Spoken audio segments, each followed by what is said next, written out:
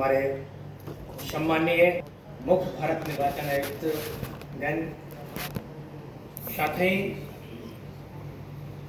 सभी इलेक्शन से संबंधित तमाम पदाधिकारीगण, बिहार के सभी जिलों से आए हुए तमाम राजनीतिक दल के सभी सम्मानित BLA-1 कोऑर्डिनेटरगण, एक स्वर में इस दिल्ली की धरती पर IITM के सभागार में आयोजित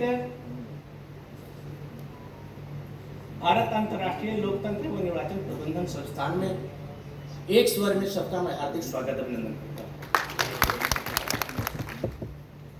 सम्मानित साथियों, ये आज जिस कार्यक्रम में हम लोग शामिल हुए हैं, निश्चित रूप से आजादी के बाद ही भारत के इतिहास में ये बहुत ही सराहनीय पहल माना जाएगा।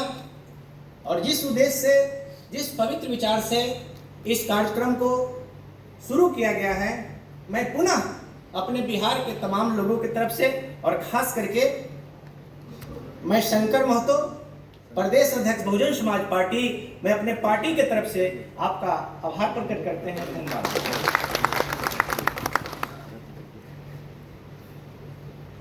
साथियों, ये आज 16 अप्रैल जो आज का ये अप्रैल का महीना है, निश्चित रूप से इसी अप्रैल महीने में परम पूज्य बाबा साहब बोधिसत्व डॉक्टर भीमराव अंबेडकर साहब का हम लोग 14 अप्रैल को जयंती मनाए हैं, जिन्होंने दुनिया के 6 बड़े विद्वानों में अपनी योग्यता के आधार पर विश्व के सबसे बड़े लोकतंत्र भारत का संविधान देने का काम किया, जिसमें उन्होंने भारत के तमाम लोगों को 1 man 1 vote 1 value equal vote of right का अधिकार दिया, ताकि अपने वोट के आधार पर अपना प्रतिनिधि चुन सके। सम्माननीय आयुक्त महोदय, आपने जो पहल किया है, निश्चित रूप से यह सराहनीय पहल है, लेकिन इस संदर्भ में मैं अपने पार्टी की तरफ से कुछ विभिन्न मुद्दों पर ध्यान आकृष्ट करना चाहूंगा।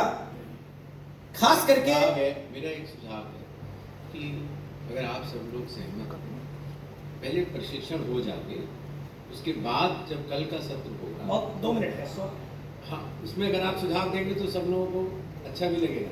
तो खास करके मैं आपके इस प्रयास से इस समय सहमत हूं और हम सभी आपका धन्यवाद देते हैं, आभार प्रकट करते हैं।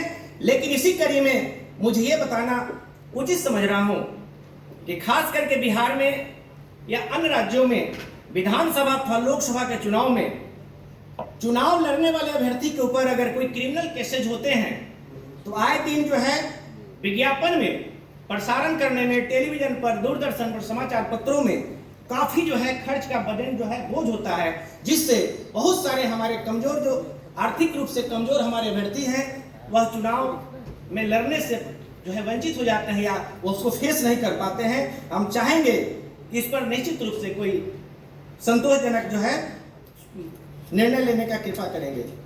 दूसरा है EVM से संबंधित जो बातें लगातार समाज में या तमाम लोगों में, पॉलिटिकल पार्टियों में जो बातें आ रही हैं, चुनाव से लेकर परिणाम तथा आम मतदाताओं में जो अविश्वास और असमंजस की स्थिति कायम है, क्योंकि दुनिया के कई लोकतांत्रिक देशों में EVM से चुनाव कराना बंद कर दिया गया है तथा वहां बैलेट पेपर से ही चुनाव कराई जा रही है। हम आग्रह करेंगे उसी तर्ज पर निश्चित रूप से बैलेट पेपर से चुनाव करा करके जो असमंजस की स्थिति है उसको जो है स्पष्ट किया जाए। तीसरा मेरा सुझाव है कि विधानसभा अथवा आम चुनाव में मतदान केंद्रों पर किसी भी स्थानीय लोकल कर्मचारी, लोकल कर्मी अथवा जो बूथ के इर्द गिर्द के लोगों को चुनाव प्रक्रिया में इन्वॉल्व नहीं किया जाए, ताकि उससे जो है चुनाव में निष्पक्षता पर सवाल उठता है। चुनाव पश्चात मतगणना के समय क्योंकि गिनती जब होती है बूथ लेवल पर तो अक्सर यह पाया जाता है कि चुनाव के बाद समाज में एक आपस में वैमनस्यता, मारकाट, मारपीट, खून खराबा इसलिए होता है क्योंकि उसे पता है कि किस बूथ पर किसने वोट दिया है। यह बात का खुलासा होने के चलते इससे जो है समाज में जो है वैमनस्यता फैलती है और आपस में तनाव होती है। तो हम चाहेंगे कि इक्वल जो है इक्वल आधार सभी बूथों में बात सुनिए। अरे पहले बतिया सुन लीजिए। एक मिनट प्लीज। जो ये पहला प्रशिक्षण का प्रयोग किया जा रहा है, एक मिनट महोदय, ये भाषण का ये मंच नहीं है, ये सुझाव दे रहा है।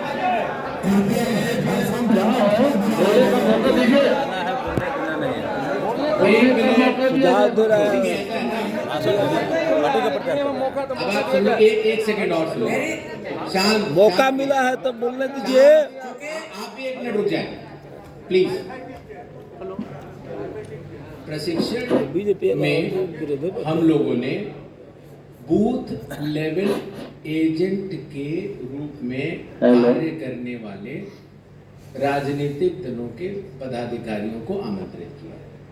ठीक है, हो सकता है कि आपके राजनीतिक दल के विचार चुनाव की प्रक्रिया में कई चरण होते हैं, उनके ऊपर आपके विचार हो सकते हैं, लेकिन आप सब लोग